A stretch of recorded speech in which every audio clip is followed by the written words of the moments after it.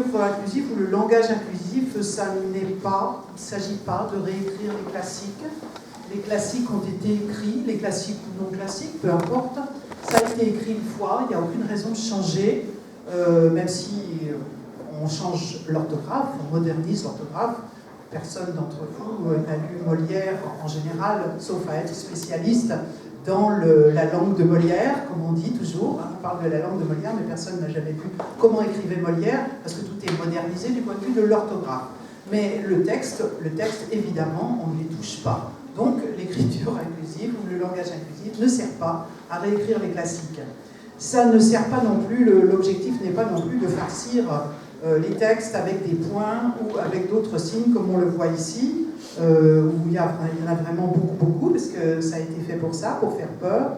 Ça ne sert pas à inventer des féminins inutiles. Par exemple, ici, vous avez le mot corbel. On n'a pas besoin du mot corbel. Corbeau nous va très bien, il n'existe pas. J'y reviendrai.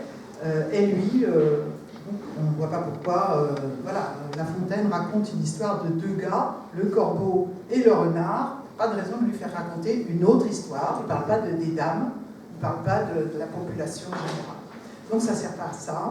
Et ça ne sert pas à transformer nos auteurs, comme disent ces gens-là, parce qu'ils ne pensent jamais aux autrices, ni quiconque en drag queen, comme vous le voyez ici, où il y a plusieurs messages qui sont transmis.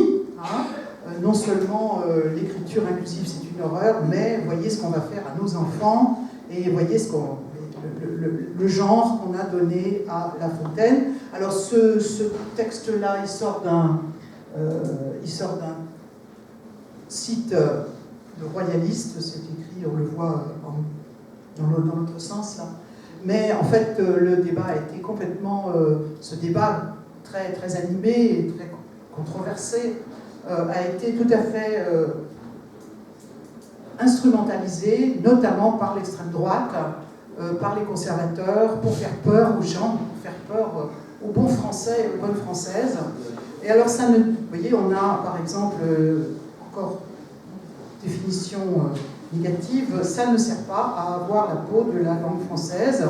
Vraiment, ils nous ont fait peur. Hein. Vous voyez le premier petit bonhomme, là, il nous raconte le corbeau corbel, la renarde. Voilà. Et ça ne sert même pas, comme on a vu des titres comme ceci, jusqu'où féminiser la langue française. Alors là, je vais rentrer un peu plus dans mon propos. Ça ne sert pas à féminiser la langue française, parce qu'il n'y a pas besoin de féminiser la langue française. La langue française est parfaitement équipée, et je vais essayer de vous le montrer, pour exprimer le féminin. Hein. Alors donc, à la fin de cette polémique, qui était quand même assez violente, j'ai écrit le troisième petit livre, puisqu'il y en avait déjà eu deux autres, qui est, je dirais, un peu plus... qui tient compte de cette polémique, de ce qui s'y est dit, et puis qui est un petit peu plus orienté vers la praticité, vers la... Qu'est-ce qu'on peut faire, hein, pourquoi, comment.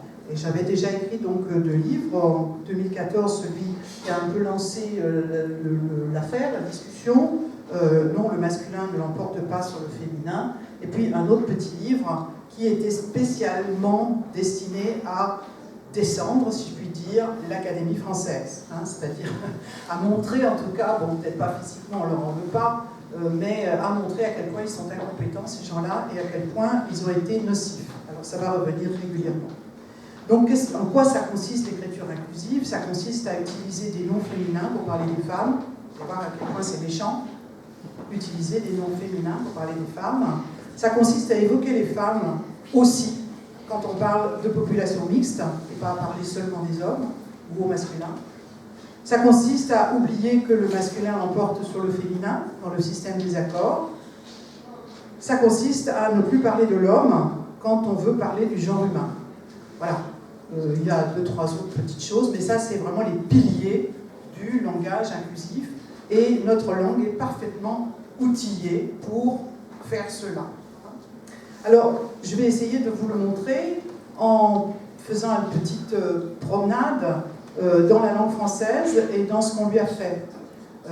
D'abord, je vais vous montrer ou rappeler que le français est une langue à deux genres, ensuite que c'est une langue genrée selon le sexe, Ensuite, que c'est une langue qui a été victime d'interventions qui allaient contre son fonctionnement, je mets naturel ou structurel, comme on veut, depuis le XVIIe siècle surtout. Que c'est une langue dont les locuteurs et les locutrices ont protesté contre ces réformes ou simplement les ont négligées, les ont ignorées. Que c'est une langue qu'on essaye de rendre assez logique depuis les années 80 et que c'est une langue qui est tout à fait prête pour les défis d'aujourd'hui qui ne sont pas minces, les défis pour la société d'aujourd'hui. Alors d'abord, une langue à deux genres. On devrait savoir, si l'Académie et d'autres ne nous racontaient des sottises, qu'il n'y a plus de neutre, ni en français, ni dans les langues romanes, il n'y a plus qu'en roumain qu'il y a du neutre.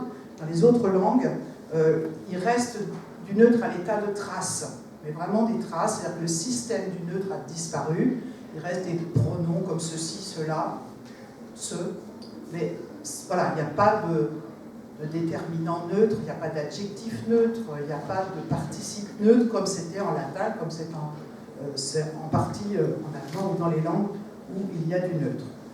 Le neutre, de toute façon, pourquoi est-ce qu'on en parle? Ça ne nous sert à rien.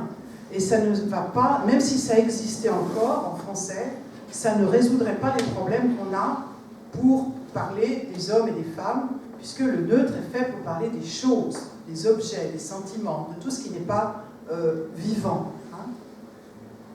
Et notez que masculiniser n'est pas neutraliser. Utiliser des masculins, ça n'est pas neutraliser, c'est simplement reconnaître la plus grande valeur du masculin. Alors, par exemple, ce genre de déclaration qu'on voit encore, malheureusement, j'ai toujours voulu être écrivain, pas écrivaine, d'une dame qui parle romancière, hein, là, c'est tout à fait récent.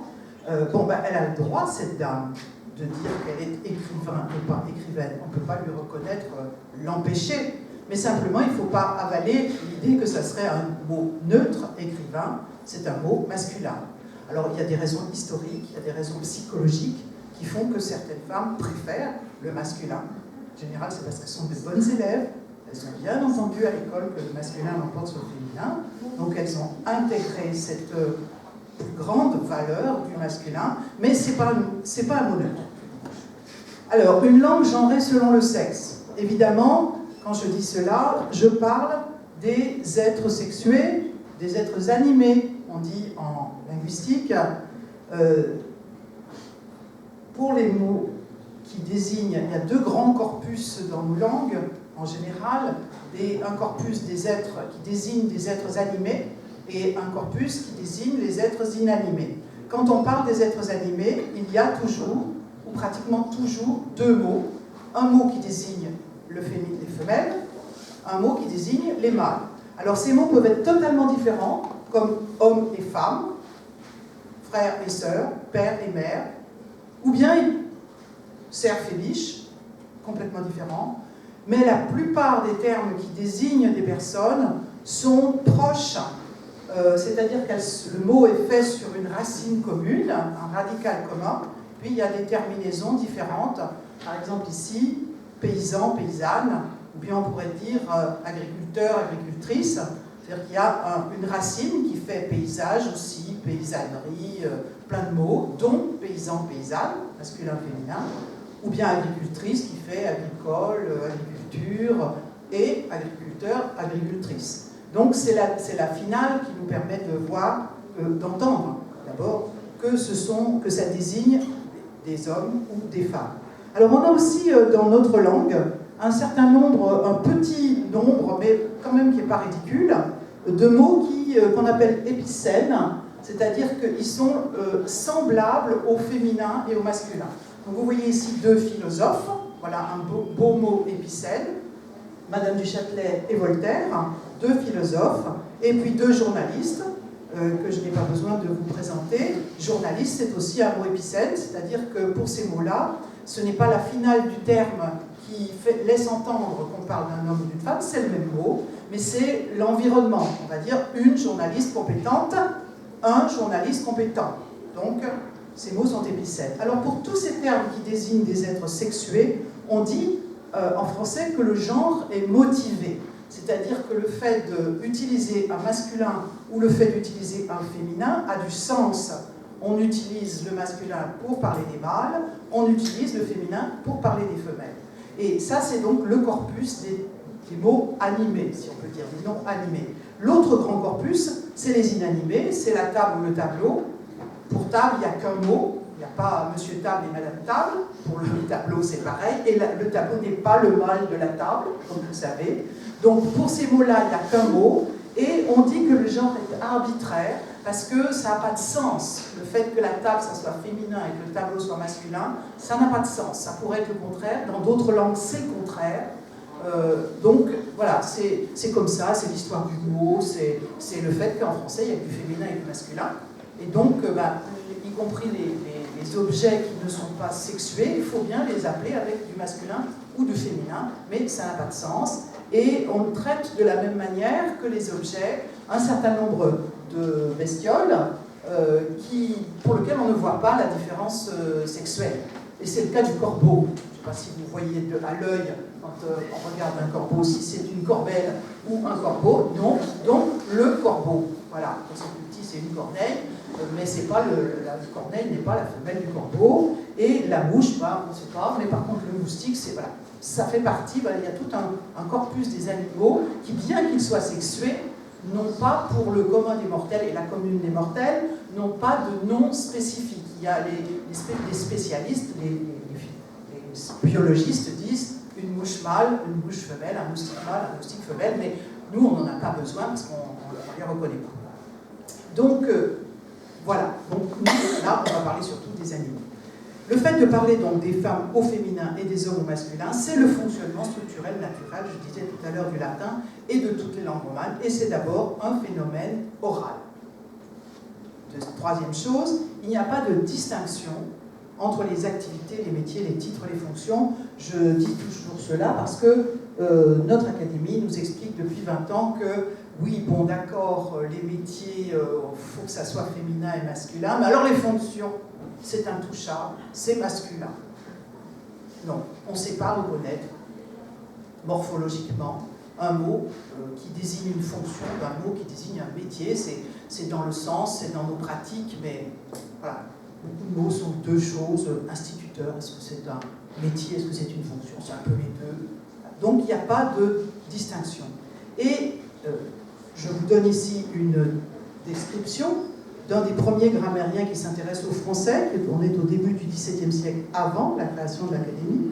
Ce monsieur nous dit « Tous les noms de dignité et d'office appartenant à l'homme sont masculins, comme pape, évêque, empereur, roi, comte, conseiller, avocat, procureur, licencié, marchand, etc. Et en revanche sont féminins les noms d'office et conditions appartenant aux femmes, reine, comtesse, duchesse, abbesse, nonne, conseillère, barbière, etc. » Vous voyez qu'il y a des dignités, des fonctions, des métiers. La répartition, elle est selon le sexe. Femmes, des mots féminins, hommes, des mots masculins. Et il n'y a aucune exception à cette répartition au-delà des métaphores. Alors qu'est-ce que c'est qu'une métaphore? C'est une image. Par exemple, je peux dire qu'un homme est une gourde. Je ne vais pas dire un gourde, sous prétexte que c'est un homme dont je parle. Que ça soit un homme ou une femme, ça va être une gourde, c'est-à-dire que c'est une image. J'utilise le mot gourde pour faire image. Et il se trouve que le mot gourde, il est au féminin, je vais lui laisser son genre. À l'inverse, je peux dire qu'un homme ou une femme sont un mentor, à condition de se rappeler qui est mentor. Alors mentor, quand on sait que c'est un personnage, d'Homère, le professeur de Télémaque, etc., on peut dire qu'une femme est le mentor de tel homme politique. Ça ne pose aucun problème, c'est une image. Et on a deux images qui souvent, enfin deux mots qui souvent sont allégués comme étant des exceptions à cette règle, mais ce n'est pas des exceptions, ce sont de vieilles métaphores dont on a oublié que c'était des images. Sentinelle, c'est un mot féminin, estafette, c'est un mot féminin, qui généralement sont attribués à des hommes. Ce ne sont pas des exceptions, c'est simplement de vieilles métaphores. Sentinelle est un mot italien, sentinella, qui voulait dire petite montagne. Donc, on fait image, comme on dit une gourde, celui-là c'est une vraie gourde, ben, on a donné à des hommes le nom de sentinelle. Il se trouve que socialement, c'était des hommes qui étaient dans l'armée et qui faisaient, ça aurait pu être des femmes, s'il y avait eu des femmes dans l'armée. Une sentinelle, c'est donc une personne donc, qui surplombe et qui peut voir. Estafette, ça vient de la stapia, le mot stapia en latin, qui a donné stafette en italien, c'est un étrier. C'est l'image de la personne qu'on mettait sur un cheval et à qui on demandait de se dépêcher pour aller porter une information. Donc, c'est un cheval, on aurait pu dire un cheval, on a dit un étrier. Donc, ce ne sont pas des exceptions. Et j'en profite pour vous signaler que ça, non plus, ce n'est pas une exception ni un problème. Dans ce métier-là, la femme, c'est celle-ci, et là où le sage, c'est l'autre. Hein? Donc, historiquement, ce sont des femmes qui ont été sages-femmes, mais depuis 30 ans, il y a des hommes qui sont sages-femmes, et ça ne pose aucun problème. Ce ne sont pas des sages-hommes. Parce que pour l'instant, c'est encore les femmes qui accouchent. Je ne sais pas si je fais une conférence dans 5 ans ce que je pourrais en dire. Hein, mais pour l'instant, c'est les femmes qui accouchent. Donc, sage-femme, c'est pour les hommes comme pour les femmes. Je disais, c'est une langue qui a été victime d'interventions masculinistes. Donc, j'y arrive. Surtout à partir du début du XVIIe siècle. Ça ne veut pas dire que le français, on a attendu le XVIIe siècle pour que le masculin domine sur le féminin en français. Hein. Il y avait, on a une première phase de masculinisation de la langue assez importante à partir du XIIIe siècle, XIIIe, XIVe siècle, parce que c'est un moment où les lettrés commencent à prendre une importance très grande, c'est le moment où on crée les universités. Et voilà, donc il y a des phénomènes qui datent d'avant le XVIIe siècle. Mais à partir du XVIIe siècle, on a quelque chose de particulier, qui est que les gens il y a une volonté délibérée de masculiniser la langue, et on a des explications, on a des grammaires où on nous explique ce qu'il faut faire, et puis il y a des gens qui ne sont pas d'accord, c'est-à-dire qu'on a des protestations. Hein. Alors qu'avant, moi je n'ai pas vu de protestation, il y en a peut-être, mais bon, ils parlent un peu entre eux tout seuls. Hein. Avant l'invention de l'imprimerie, les lettrés, ils parlent un peu entre eux. Hein. Alors, cette masculinisation, elle est repérable dans différents domaines. Nous, on connaît en général, quand on est dans le grand public, on a l'idée des noms. Hein, Madame la ministre ou Madame le ministre. Mais en fait, il y a plusieurs domaines dans lesquels la langue a été masculinisée. Historiquement, ça commence peut-être par le pronom « la ». Alors, qu'est-ce que c'est que le pronom attribut là? Eh bien, c'est que les hommes disaient « je suis veuf et je le resterai », et les femmes disaient « je suis veuve et je la resterai ». Ce qui est tout à fait logique. Veuf, veuve, varie en genre, donc le pronom qui représente ce nom ou cet adjectif, peu importe, eh bien, il varie en genre aussi. Et à partir du XVIIe siècle, on explique aux femmes qu'elles se trompent quand elles disent « je la suis ». Voici Veugelas, un des premiers académiciens. C'est une faute que font presque toutes les femmes, et de Paris et de la cour. Par exemple, je dis à une femme, quand je suis malade, j'aime avoir compagnie, j'aime voir du monde. Elle me répond, et moi, quand je la suis, je suis bien aise de ne voir personne. Alors je dis que c'est une faute de dire quand je la suis, et qu'il faut dire quand je le suis. La raison de cela est que ce « qu'il faut dire ne se rapporte pas à la personne, car en ce cas-là, il est certain qu'une femme aurait raison de parler ainsi, il se rapporte à la chose. Ben non, il ne se rapporte pas à la chose, il se rapporte à veuf ou veuve, qui varie, et donc c'est non. Deuxième domaine de la masculinisation importante du français, c'est, on y arrive, au nom d'activité, et au nom d'activité noble, pas servante, pas boulangère, pas caissière. Non, ça, c'est resté féminin, personne n'a jamais voulu masculiniser ces mots-là. Mais les mots nobles. Alors voici par exemple ici une des premières réflexions qu'on remarque. Ce sont deux académiciens, deux des premiers académiciens. L'Académie a été fondée en 1635. Donc c'est ces deux messieurs qui s'écrivent et ils réfléchissent. Voilà, Guy de Balzac réfléchit. Je dirais plutôt que Mademoiselle de Gournay est poète que poétesse, et philosophe que philosophesse. Mais je ne dirais pas sitôt qu'elle est rhétoricien que rhétoricienne, ni le traducteur que la traductrice de Virgile. Alors qu'est-ce qu'il fait ce monsieur? Il est en train de proposer que les mots comme poète ou philosophe, que nous imaginons parfois être des épicènes, et qui sont des vrais masculins, ce sont des mots qui se terminent par des « e », tiens, on pourrait supprimer le mot féminin, et donc demander aux femmes de se dire avec le nom masculin. Mais il n'est pas d'accord pour dire qu'une femme est rhétoricien. En 1634. D'accord? Alors, qui c'est cette dame qui les énerve là? Gournay, grande intellectuelle de leur temps, elle aurait dû être à la première génération de l'Académie, elle aurait dû rentrer à l'Académie si on avait accepté des femmes. C'est la fille spirituelle de Montaigne. Elle écrivait beaucoup, elle a beaucoup écrit, notamment des traités sur la langue. Et puis, elle avait un petit défaut, elle était féministe. Elle est la première à avoir fait un livre qui dit ceci: Égalité des hommes et des femmes, qui est dédié à la reine d'Autriche, en 1622. Donc, ces dames, voilà, on essaye de leur couper quelque chose, parce qu'elles sont là dans le paysage. Et voici ce que dit un autre, qui écrit à Guette-Balzac: toute affectation m'est insupportable. Et en une femme, il me semble qu'il n'y a rien de si dégoûtant que de s'ériger en écrivaine et entretenir pour cela seulement commerce avec les beaux esprits. Tout ce que vous dites sur les femmes autrices est admirable. Alors, vous voyez que deux choses, écrivaine, autrice, ça fait partie de leur vocabulaire, c'est normal, ces mots-là existent depuis plusieurs siècles.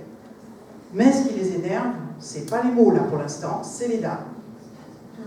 Parce qu'il y a des femmes, Gournay, qui commencent à faire carrière dans les lettres. Et ça, pour eux, c'est insupportable. Les lettres, la parole publique, c'est un terrain masculin. C'est les lettrés, c'est les universitaires, ils ne sont pas contents. Alors ils ne sont pas contents parce qu'il y a une dame qui essaye de faire carrière dans les lettres, mais alors dans les décennies qui suivent, c'en est plein des femmes qui font carrière dans les lettres. Quand je dis carrière, c'est un peu exagéré, puisqu'on ne gagne pas d'argent encore avec les droits d'auteur, mais enfin, elles vendent énormément, elles ont énormément de lecteurs et de lectrices. Voici un certain nombre d'écrivaines, voici une grande femme peintre, et à l'époque, d'ailleurs, vous allez voir, on ne dit pas femme peintre. Voici un de ces messieurs qui s'énerve et qui dit comment il faut parler maintenant. Il faut dire, cette femme est poète, est philosophe, est médecin, est auteur, est peintre, et non poétesse, philosophesse, médecine, autrice, peintresse, etc. Donc à l'époque encore, vous voyez, en 1689, fin du XVIIe siècle, on dit qu'une femme est poétesse, philosophesse, on a des très vieilles occurrences au Moyen-Âge, on dit philosophesse, comme on dit comtesse, duchesse, tout. Il y a tellement de mots en S à cette époque-là, c'est pas spécial, c'est pas bizarre. On dit une femme qui est une femme qui soigne, qu'elle est médecine, une autrice, une peintresse. Donc, Elisabeth Sophie Chéron est une peintresse. Vous voyez, ce sont les métiers de la pensée, philosophe, de la création, peintre, poète, les métiers du savoir, médecin, tout ça, auteur. Hein, il ne faudrait plus que ça soit féminin. Alors, 2 siècles après, eh bien, on a des mêmes grammairiens, si je puis dire, qui donnent les mêmes consignes, parce que le peuple français, il ne suit pas. Alors, voici Becherel, qui nous dit dans une grammaire, quoi qu'il y ait un grand nombre de femmes qui professent, qui gravent, qui composent, qui traduisent, etc. On ne dit pas professeuse, graveuse, compositrice, traductrice, mais bien professeur, graveur, compositeur, traducteur, etc. Par la raison que ces mots n'ont été inventés que pour les hommes qui exercent ces professions. Alors j'aime beaucoup cette citation, et il a été, lui, qui était vraiment furieux, jusqu'à faire un chapitre dans sa grammaire, vous voyez, nom qui exprime des états, des qualités qu'on regarde en général comme ne convenant qu'à des hommes. C'est une grammaire, hein, mais en fait c'est autre chose que de la grammaire qu'on nous dit là. Donc c'est bien parce qu'il nous dit pourquoi. D'habitude on nous dit il ne faut pas dire ça, mais on n'a pas l'explication du pourquoi. Là on a l'explication. Plein de femmes font des métiers dont ils estiment que ce sont des métiers d'hommes. On ne peut pas les en empêcher, quoi qu'il y ait un grand nombre de femmes qui... Bon, parce que ces métiers-là dont ils parlent ne sont pas verrouillés par les diplômes universitaires. Hein. Eh bien, on ne peut pas les en empêcher, mais professeur, c'est pas professeur d'université, là, c'est petit professeur. On ne peut pas les en empêcher, mais au moins, elles vont s'habiller en homme. Implicitement. Alors, quelques décennies plus tard, le pauvre Becherel n'a pas vécu ça, sinon je ne sais pas s'il serait mort d'une attaque. Des femmes entrent à l'université. Et on a les premières, c'est la fin du 19e siècle, on a les premières femmes diplômées en médecine, en droit, en tout ce qu'on veut. Et les premières femmes, par exemple, diplômées en médecine, eh bien voici comment on leur demande de se définir. Je serai surtout le médecin des femmes. Il n'est pas question qu'on ne peut plus les empêcher, là, on ne peut plus les empêcher de rentrer, mais au moins elles vont faire comme on a toujours fait dans la profession. On a toujours dit le médecin, elles vont être obligées de dire le médecin. Et de la même façon, les femmes qui sont avocates, le mot est vieux comme des siècles en français, eh bien, il va falloir qu'elles se disent avocat. Troisième domaine de masculinisation, la question des accords. Je vais vous montrer le petit placard que j'ai montré tout à l'heure, mais vraiment écrit comme il est, pas du point de vue de l'orthographe, mais de la grammaire. Tous les noms de dignité et d'office appartenant à l'homme sont masculins. Voilà comment c'est écrit à l'origine. Vous voyez que appartenant s'écrit avec un S, ce qui pour nous aujourd'hui est une faute. Enfin, une faute. C'est pas comme ça qu'on écrit. On a appris à l'école que les participes présents sont invariables. À l'époque, ils varient. Alors, avec quoi ils varient? Avec quoi ils s'accordent? Le nom qui est plus proche du... Alors, on peut penser que c'est le nom, mais on a ceci après. Les noms d'office et conditions appartenant au FAT. Donc, non, ça ne s'accordait pas avec le mot non, ça s'accordait avec le dernier mot, le mot le plus proche, c'est ce qu'on appelle l'accord de proximité. Donc, dans le premier cas, ça s'accorde avec office, qui est un nom masculin pluriel, donc on a appartenant masculin pluriel.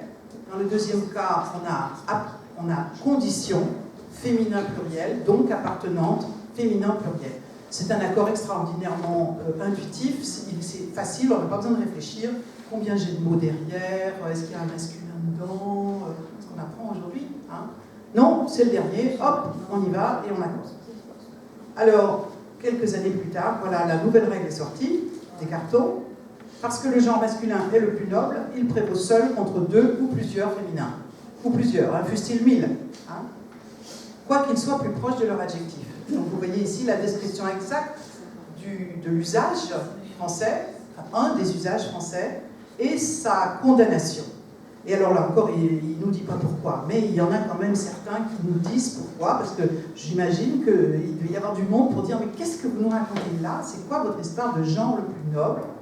Et alors, on a ce genre d'explication. Le genre de masculin est réputé plus noble que les féminins à cause de la supériorité du mâle sur la femelle. C'est simple, c'est linguistique, comme vous voyez, non, c'est social. Dernier domaine de masculinisation, la question de l'homme. Alors, cet homme, qu'est-ce qui nous embête, cet homme? Eh bien, c'est encore la faute des académiciens. Jusqu'en 1694, sortie du premier dictionnaire de l'Académie, homme veut dire homme, et femme veut dire femme. Mais eux, ces gens-là, ils nous expliquent que homme, j'ai pas corrigé, j'ai mis substantif féminin, non, c'est substantif masculin, excusez-moi, animal raisonnable. En ce sens, il comprend toute l'espèce humaine et se dit de tous les deux sexes. Ça a dû décoiffer tout le monde. Il n'y a pas un dictionnaire qui suit pendant 50 ans. Et les juristes n'ont jamais suivi. Les juristes n'arrêtent pas de faire du droit pour les hommes, qui n'est pas le même que pour les femmes. Donc c'est une nouveauté, c'est comme si on allait sur la Lune. Mais petit à petit, ils ont réussi à nous convaincre de ceci. Alors, je passe maintenant à des protestations récurrentes. Je disais tout à l'heure, ces propositions, ces réformes, il y a des gens qui ne les ont pas avalées. D'abord, on a des locuteurs, ce que j'appelle des locuteurs et locutrices lambda. Alors, ça ne veut pas dire le peuple, parce qu'on ne sait pas ce que le peuple pensait de cela, pour l'instant. Peut-être qu'un jour, on aura en cherchant, on va trouver, mais pour l'instant, on ne sait pas. Ce que j'appelle lambda, c'est des gens qui n'expliquent pas d'être grammairiens ou grammairiennes. Alors, ici, quelqu'un de très important, Madame de Sévigné. Madame de Sévigné nous dit un ami à elle, grand grammairien. Madame de Sévigné, s'informant de ma santé, je lui dis « Madame, je suis enrhumée. Oh, je la suis aussi, me dit-elle. Il me semble, madame, que selon les règles de notre langue, il faudrait dire « je le suis ». Ah, vous direz comme il vous plaira, ajouta-t-elle, mais pour moi, je croirais avoir de la barbe au menton si je disais autrement. Donc, ça veut bien dire que les femmes, on leur dit, elles se trompent, mais elles n'avalent pas. Elle dit, non, moi je suis une femme, je ne vais pas me mettre à parler au masculin de moi-même. Donc, on a ce genre de protestation. Un autre homme qui proteste, là c'est un homme qui proteste, c'est un critique littéraire parisien qui doit faire le compte-rendu de ce livre qui est d'une dame, Madame Delesse, et il lit que Madame de Lès se dit auteur. Et puis cette Madame de Lès publie chez une dame qui se dit libraire. Alors il dit non mais ça va bien la tête, c'est quoi ça? Et il est tellement énervé, parce qu'il doit en entendre, ça ne doit pas être la première fois qu'il voit ça, qu'il s'explique dans son compte rendu. Il dit mais les vrais mots c'est autrice et libraresse. Pourquoi il a écrit ça? Alors il s'explique, hein, ces qualifications ne sont pas approuvées, il est vrai, par l'Académie française, mais elles n'en sont pas moins bonnes et significatives. D'ailleurs, l'usage les autorise, car nous disons tous les jours à Paris une notaresse, une commissaresse, une libraresse. On est en 1778. Nous disons tous les jours à Paris, dans le bon monde, pas chez les paysans, dans le beau monde. Un siècle plus tard, voici, on est au XIXe siècle, dans la Gazette musicale de Paris, il y a un monsieur très sympathique qui a voulu faire un article sur les femmes compositeurs. Alors, femmes compositeurs, pourquoi femmes compositeurs? C'est quoi c'est comme les hommes grenouilles, hein? Pourquoi ne pas utiliser compositrice? Alors un autre compositeur proteste. Et il dit ceci, et il proteste évidemment en s'adressant à l'Académie, puisque c'est l'Académie qui interdit d'utiliser compositrice. Vous leur permettez, messieurs les académiciens, d'être bonnes lectrices. Vous trouvez également bon qu'elles soient habiles accompagnatrices. Et si pour bien des choses vous entriez en lice avec elles, vous convenez que dans le nombre, vous pourriez rencontrer de dangereuses compétitrices. Pourquoi donc ne leur laissez-vous pas la liberté d'être compositrices? Et de quel droit vous étonneriez-vous qu'elles fussent autrices excellentes? De même que plusieurs sont des actrices sublimes. Mais point. Il vous plaît que Madame Farinck, par exemple, dont le nom brille d'un vif éclat parmi ceux des femmes vivantes citées par notre collaborateur, soit une excellente auteure, dans un genre qui paraissait inaccessible à son sexe, savoir la grande symphonie. Et que cette savante compositeur regrette de n'avoir pu écrire pour la scène. Alors Adrien de Lafage, ici, c'est vraiment le monsieur qui a tout compris. Hein. Il a compris qu'on ne condamne pas n'importe quel mot, on condamne les plus importants, compositrice, autrice, donc on fait des exceptions à la langue française. Il a compris que les gens qui les appellent au masculin font des fautes de français. Hein.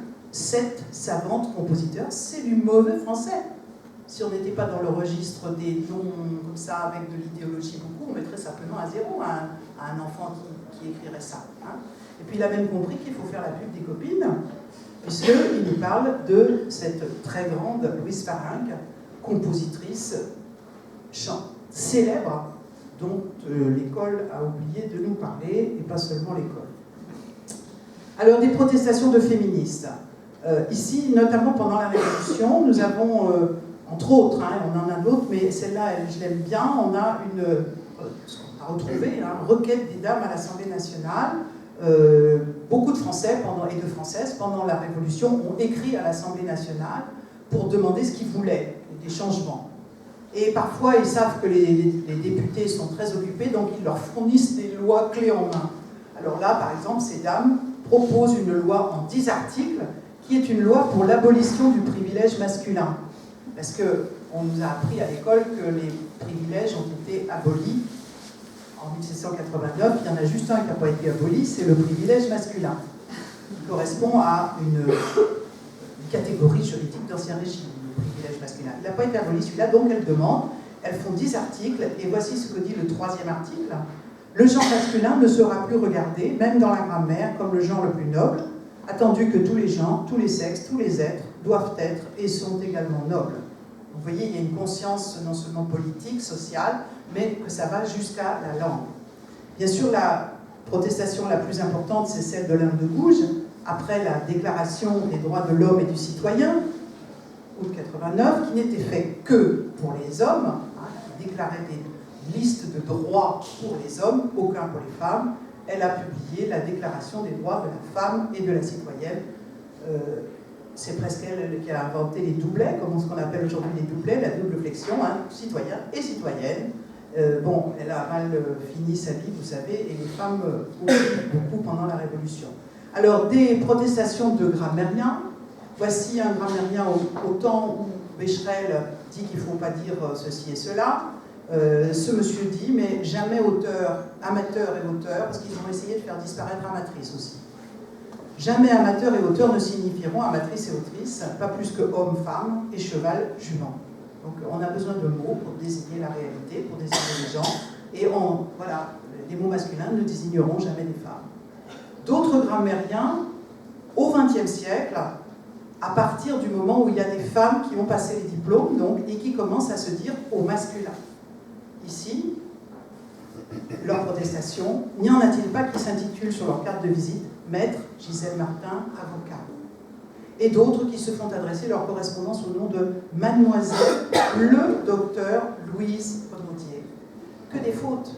Hein, donc ces gens-là trouvent que ça ne va pas du tout. Alors à côté de ces protestations, une très longue indifférence. La plupart des gens s'en fichent complètement des réformes qui leur sont concoctées. Ils continuent à parler comme ils ont toujours appris, comme on parle dans leur famille, etc. Par exemple, Rousseau, qui n'est pas un féministe. Je pense que je ne dis pas une chose extraordinairement nouvelle là. Eh bien, on est 100 ans après que le mot peintresse a été condamné, eh bien, il écrit à une amie, parce qu'il a vu son tableau, « Je crois que la peintresse ne vous a pas flatté ». Et on écrivait encore comme ça, on utilisait encore le mot peintresse. À la fin du 19e siècle, c'est Littré qui le dit, dans les écoles d'art parisiennes, on parle encore des graveuses et des peintresses. Extrême fin du 19e siècle, à propos des noms de la Légion d'honneur, première femme décorée de la Légion d'honneur. Eh bien, la presse parisienne, encore une fois, ce n'est pas des paysans, hein, c'est la presse parisienne qui les fête au féminin. C'est en 1887 que Madame Furtado-Hain a été décorée de la Légion d'honneur. À cette date-là, la Légion n'avait compté que très peu de chevalières en dehors des religieuses. Mademoiselle Rosa Bonheur, grande peintresse, reste aujourd'hui la seule officière.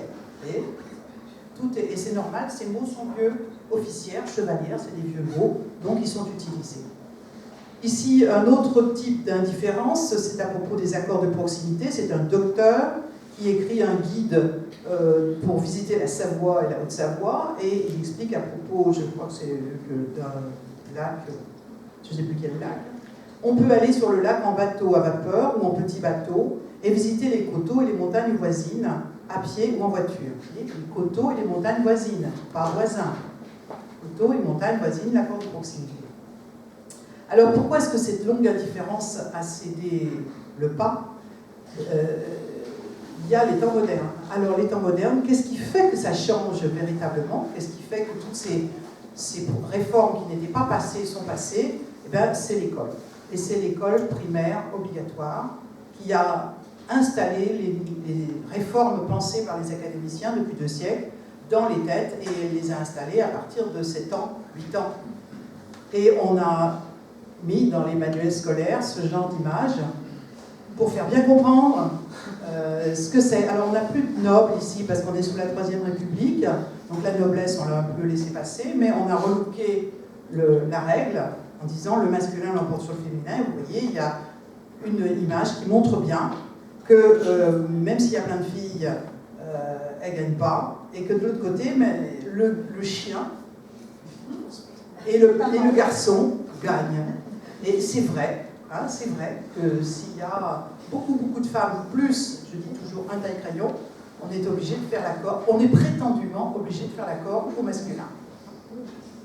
Alors, la modernité, le XXe siècle, c'est ce genre de photos d'école.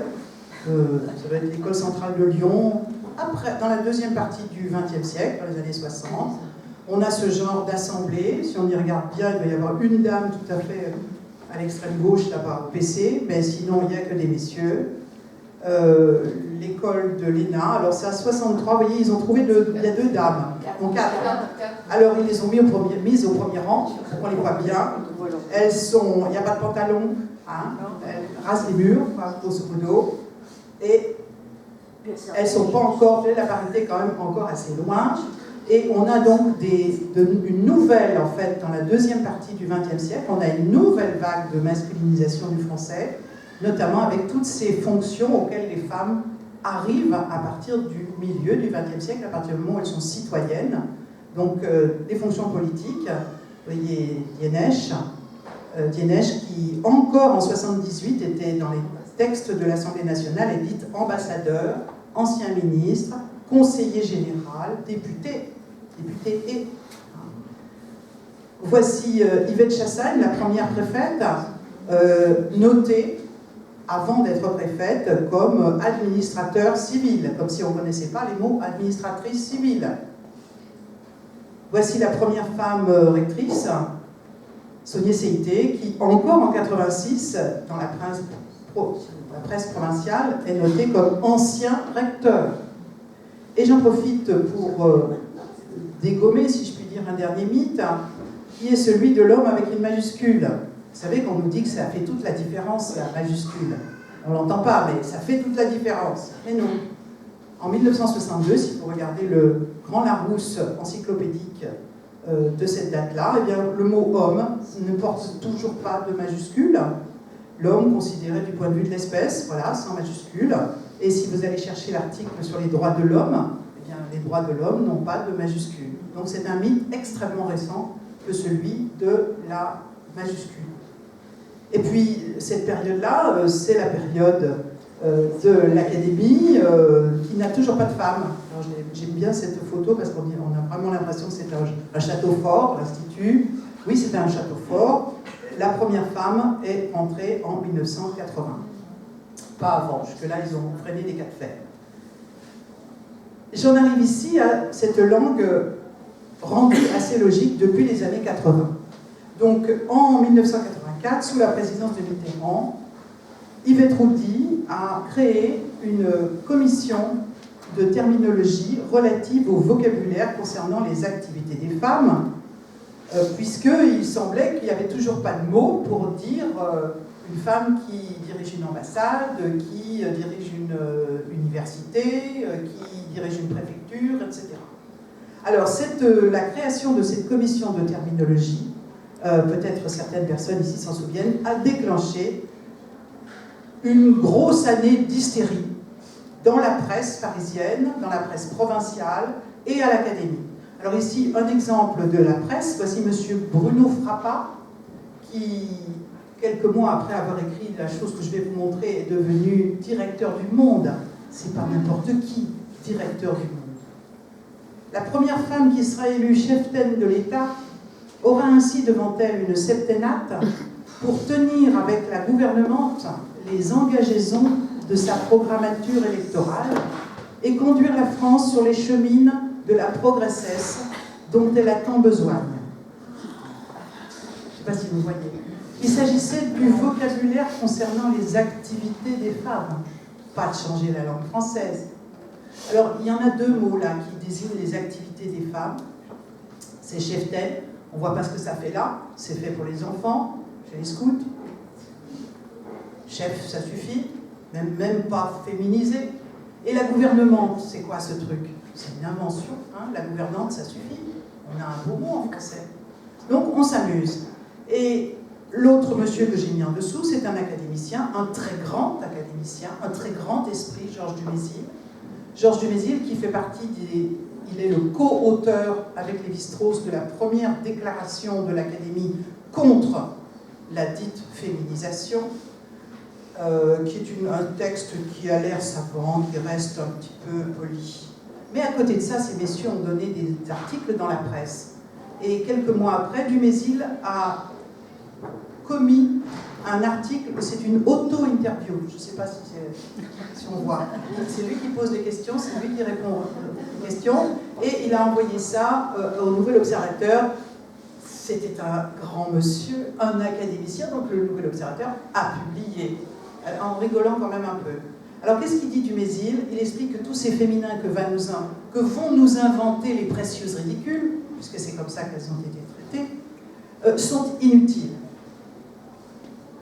Il n'y a pas beaucoup de féminins utiles. Alors voici ce qu'il dit. Dans les 20 ou 25 dernières années, j'ai vu naître un petit nombre de féminins auxquels on ne pensait pas et dont on ne peut plus se passer. Ainsi l'admirable substantif conne. C'est Sampé, je crois, qui a fait sa fortune dans la légende d'un dessin qui illustrait l'évolution des jeunes aux appels de 68. Un garçon et une fille jouaient au tennis. Lui, quel conne. Aujourd'hui, allez dire cela autrement. Incroyable. Incroyable.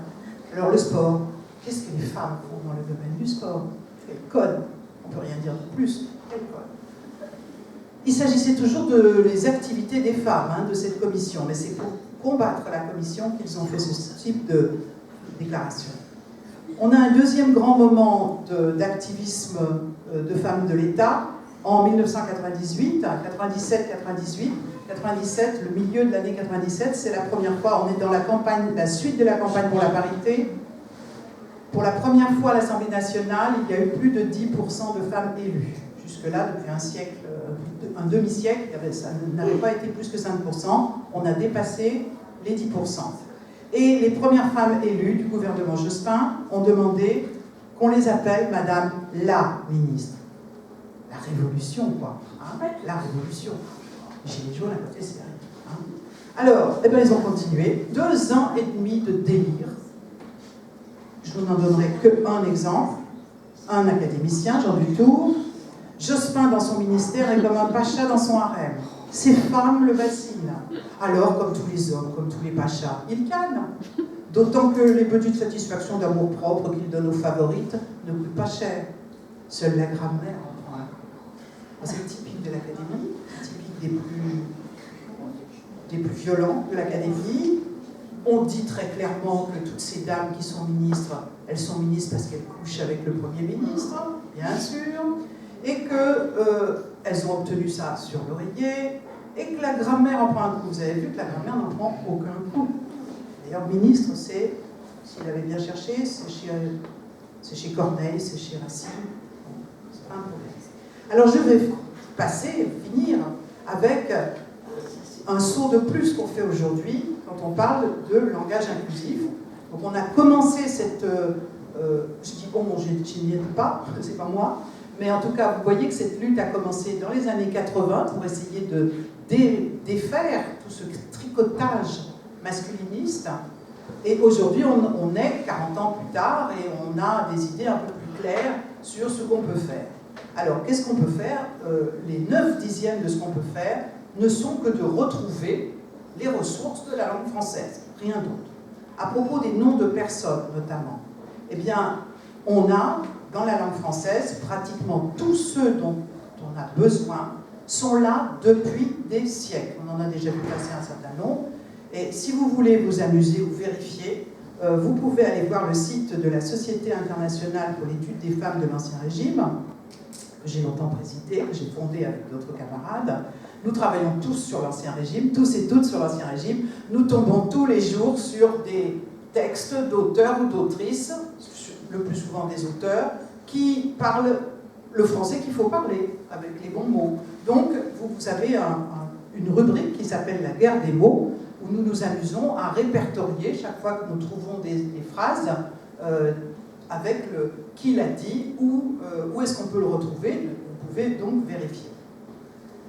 Les résistances qui aujourd'hui sont repérables, il y a beaucoup de mots qui sont re-rentrés dans le vocabulaire. Si on repense à la condamnation de Becherel tout à l'heure, il interdisait traductrice, terminé. Il interdisait graveuse, terminé. Il interdisait, je ne sais plus quel était le troisième, mais il n'y a plus de professeuses dans ceux qui interdisaient qui ne sont pas encore tout à fait revenus parmi nous. Alors quels sont ces quelques mots qui continuent à poser des problèmes? Autrice, chercheuse, écrivaine, maîtresse, alors pas maîtresse d'école, ça maîtresse d'école tout le monde accepte, c'est comme la serpente là.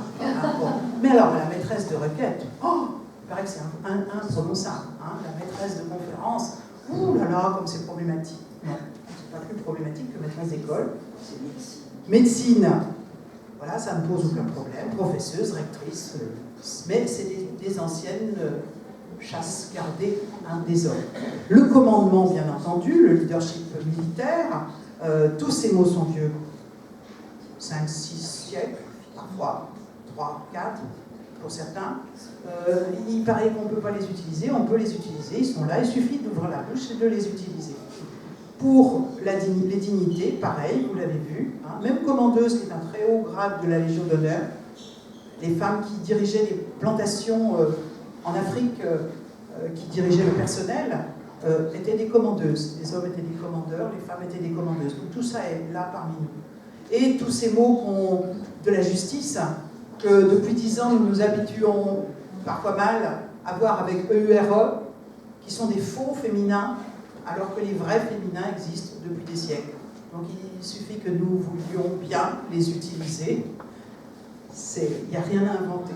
Alors du point de vue de la politique, il y a des dames, j'ai montré les ministres tout à l'heure, un certain nombre de nouvelles femmes qui ont quand même bien fait avancer le schmilblick. La chancelière,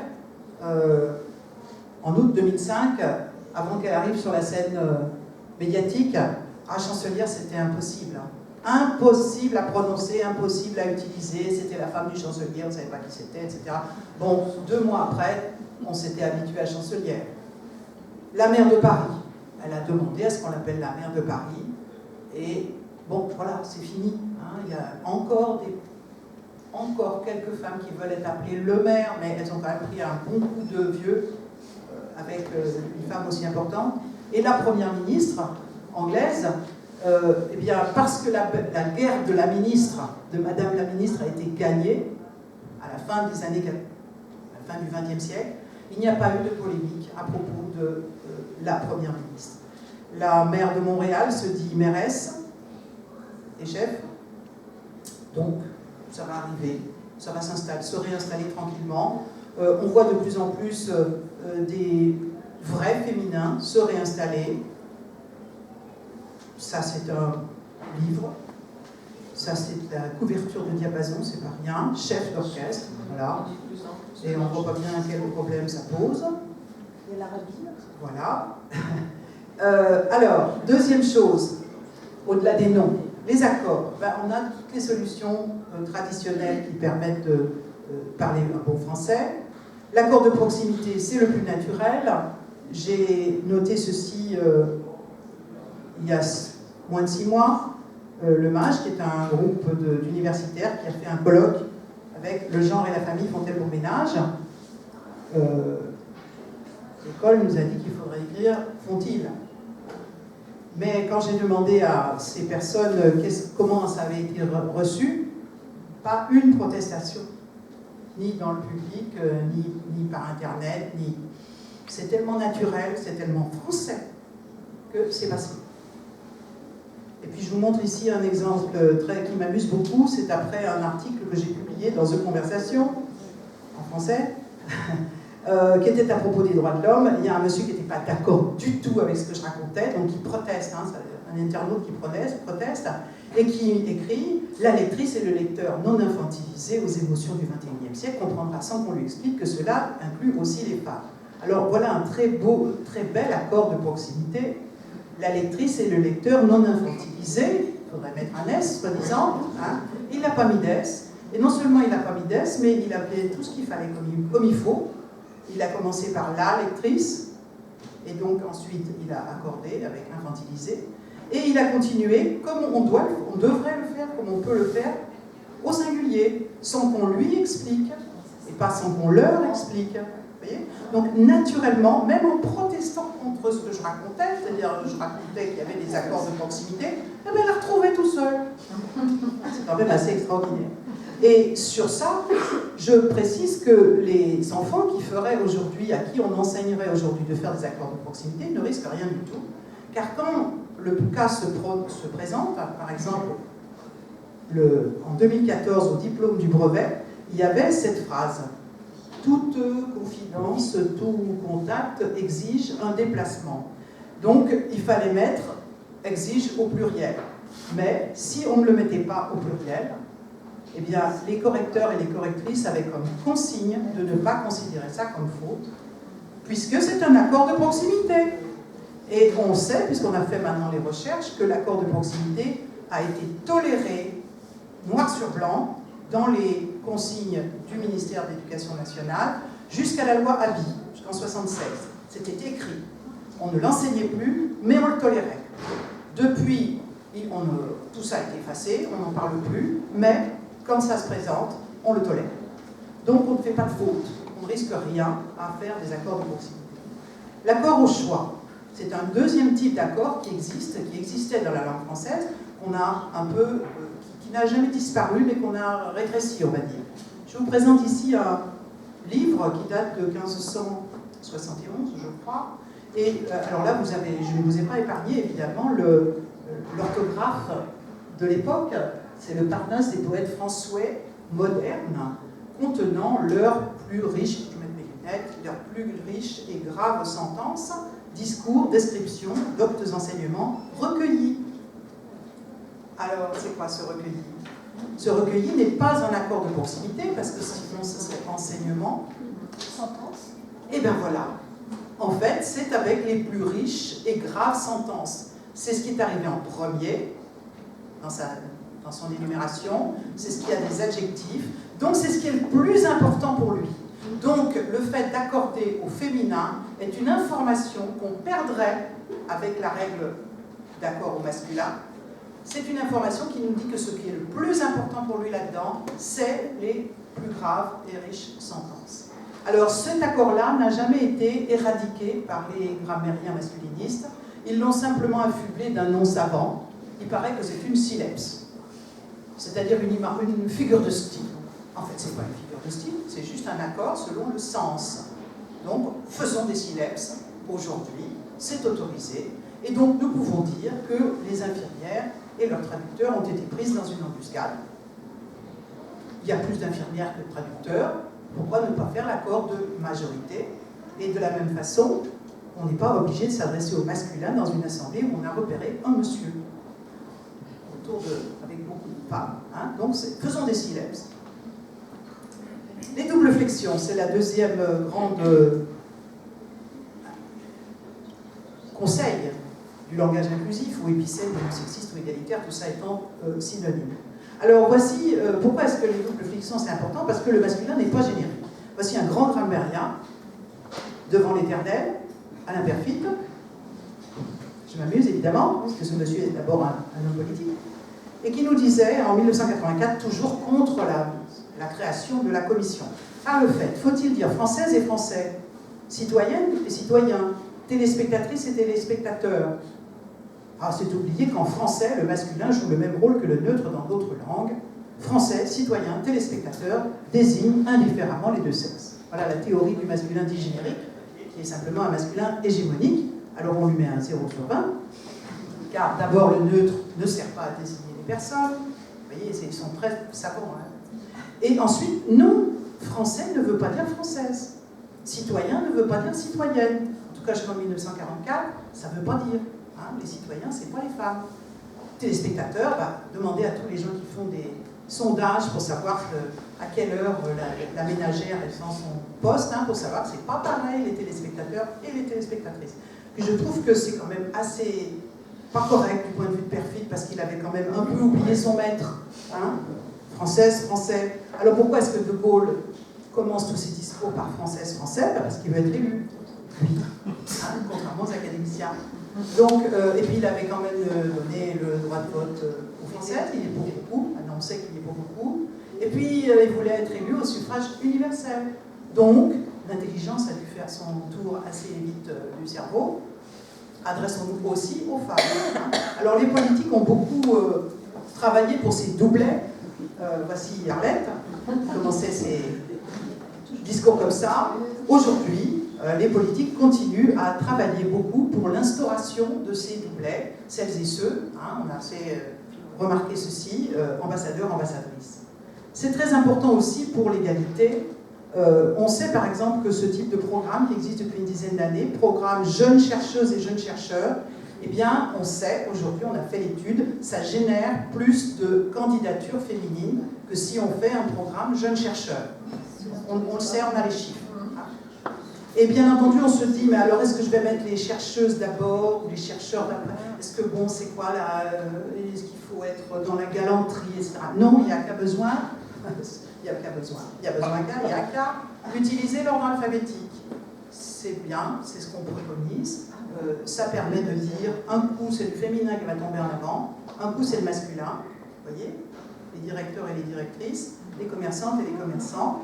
Donc évidemment, c'est surtout à l'écrit qu'on peut réfléchir à ça. À l'oral, on ne pense pas à l'ordre alphabétique, on ne peut pas. Mais à l'écrit, quand on écrit quelque chose, on peut pensé à faire l'ordre alphabétique, évidemment en commençant par l'article, hein, la directrice ou le directeur.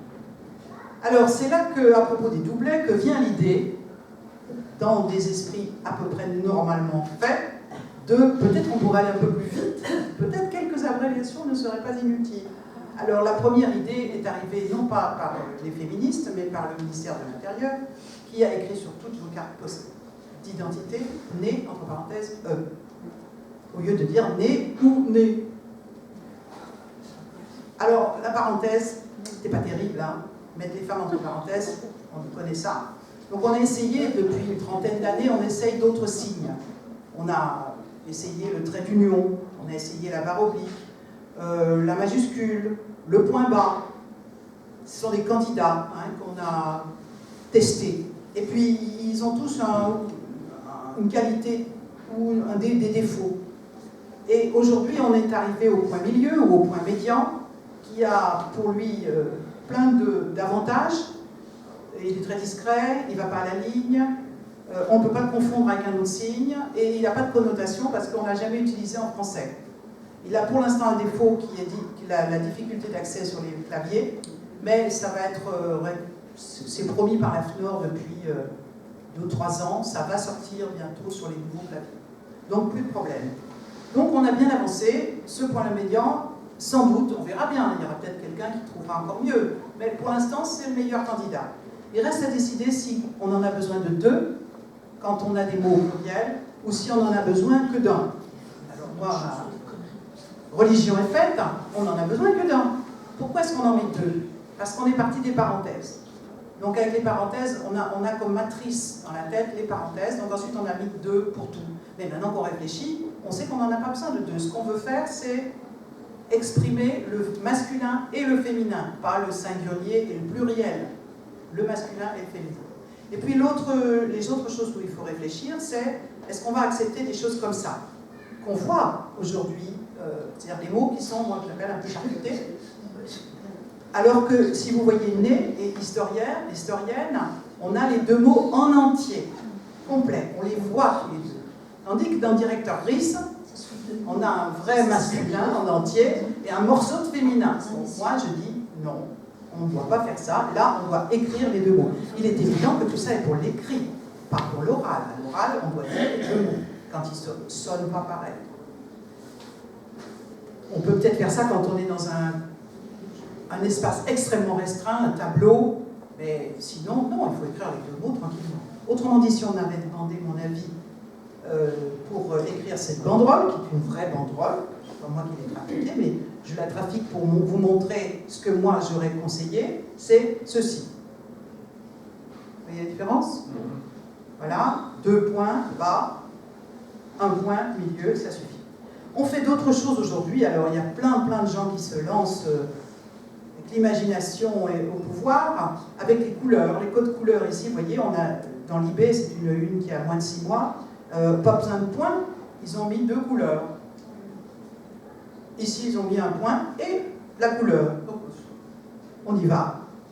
Tout le monde essaye de faire des choses bien, correctes et pas trop lourdes. On peut aussi faire des mixages. Ça évite des points. Par exemple, si on utilise l'ordre alphabétique, l'accord de proximité, on écrit les étudiantes et les étudiants. Alors, il se trouve que là, c'est les étudiants qui tombent derrière. On continue au masculin. Ont été avertis qu'ils pourront utiliser la salle jusqu'à 20h. Ça permet d'éviter de dire les étudiants .es ont été avertis .es qu'elle et ils pourront. Donc c'est très pratique, il n'y a aucun. C'est facile. Évidemment, si on fait ça, il faut faire le contraire aussi, c'est-à-dire les directeurs et les directrices, là, ces directrices qui tombent en 2e de laboratoire ont été convoquées à midi, elles assisteront au vote. Pas de problème, puisqu'on n'a plus directeur et directrice. On ne va pas les oublier en 2 lignes, hein, les directeurs. Si on est d'accord, c'est ça qu'il faut faire. Un cas sur 2, c'est le féminin. Un cas sur 2, c'est le masculin qui va être d'accord. Le mot homme, évidemment, on va le garder pour les hommes, parce qu'on sait, on a fait beaucoup d'études qui disent que quand on parle des hommes, eh bien, on pense aux hommes. Alors ici, par exemple, dans ce musée de l'homme, je ne sais pas quel est le sexe du crâne. mais je vois à peu près quel est le sexe de l'autre. C'est-à-dire qu'on sait que quand on utilise des mots hommes ou quand on utilise des mots féminins, ce qu'on mobilise dans nos imaginaires, c'est des hommes et pas autre chose. Alors heureusement, il y a plein de gens qui militent aujourd'hui pour qu'on en change, hein, pas que moi. Il y a aujourd'hui un collectif qui fait beaucoup de travail sur les droits humains pour toutes et tous. Et puis on a quand même des alliés, comme la Ligue des droits. Alors c'est pas la française, ça c'est la belge. Les Belges, il y a 3 mois, ont décidé, c'était le 7 décembre, ont décidé de ne plus s'appeler Ligue des droits de l'homme, mais Ligue des droits humains. Ouf, hein. Alors on espère que la française va tomber aussi. On peut proposer quelques néologismes. Jusqu'ici, vous avez vu, tout ce qui est les préconisations du langage inclusif, ce sont les ressources traditionnelles du français. Quelques néologismes, pas beaucoup. Celui-là, je l'aime bien, mais on n'est pas obligé de... C'est très facile à adopter. Bonjour à tous, ça marche, on n'a pas besoin de points. Mais il n'y en a pas beaucoup. Hein. Là où il y a le plus de réflexion, c'est à propos des pronoms. Est-ce il et elle, est-ce qu'on ne pourrait pas faire, il y a des gens qui proposent des pronoms qui soient, non pas neutres, bien sûr, mais au moins des pronoms communs. Des pronoms qui ne désigneraient ni le mâle ni la femelle. Alors on propose, on a des propositions. Est-ce qu'on va dire yel au singulier ou au pluriel? Est-ce qu'on va dire ciel pour celles et ceux? Est-ce qu'on va dire c'est le? On verra. On n'est pas en péril. Hein? Moi, je ne pense pas que ça va marcher beaucoup. Parce que le français est tellement genré que même si on a commencé une phrase avec un pronom non genré, il faut la terminer ou passer à un moment par du genre. Alors on va dire elles sont gentilles ou elles sont gentilles, ou gentilles.ie. Donc vous voyez, ça ne résout pas beaucoup de problèmes. Il y a des langues où ça va mieux, où ça résout moins de problèmes, parce que ça résout les problèmes, parce que il n'y a pas toutes ces contraintes. Tous les 3 mots en français, en espagnol, en italien, on est obligé, on tombe sur un féminin ou un masculin. Donc inventer un pronom neutralisé ne change pas la phrase. Hein, en anglais par exemple, ou en suédois. Mais en français, ça change la phrase. Enfin, on a cette contrainte. Donc, on verra bien, mais peut-être que ça ne va pas marcher énormément. En tout cas, j'en finis là. Le corbeau, le corbel, la renard, etc. C'était une caricature. Je vous présente ici la première page du premier chapitre du livre que je vends ici. Le langage inclusif, pourquoi, comment. Il y a un point dans cette page. Il y a des pages entières où il n'y a pas de point.